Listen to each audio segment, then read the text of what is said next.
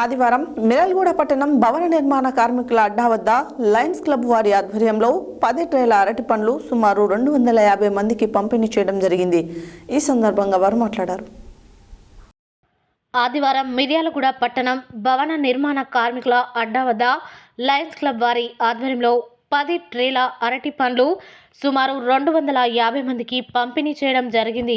ఈ కార్యక్రమంలో lions club Miryalaguda treasurer Bala Mattayya Naidu Bhaskara, chartered president Yechuri Murahari Bhagyalakshmi దంపతులు, lions club Bhaskara Miryalaguda president Ramreddy, lions club Divyanga president Singh Rambabu, secretary Gattu Venkateswarlu, lions club Taruna Miryalaguda secretary Sama Srinivas, lions leaders Mittapalli Vijaya Bhaskar Rao తదితరులు పాల్గొన్నారు.